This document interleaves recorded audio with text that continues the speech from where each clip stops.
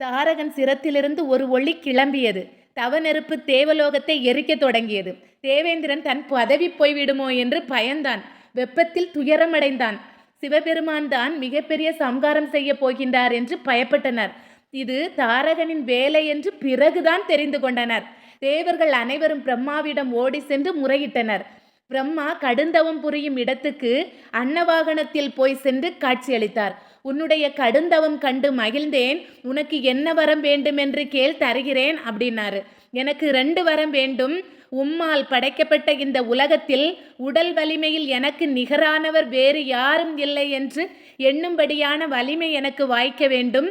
சிவபெருமான் வீரியத்தால் உண்டாகும் புத்திரன் எப்போது சேனாதிபதியாக வந்து என் மீது அம்பு எய்வாரோ அப்போது மரணம் வர வேண்டும் அப்படின்னு 2 வரத்தை கேட்டாரு. நீ கேட்ட 2 வரத்தையும் தந்தேன் என்று சொல்லிவிட்டு பிரம்மர் சத்தியலோகம் சென்றார்.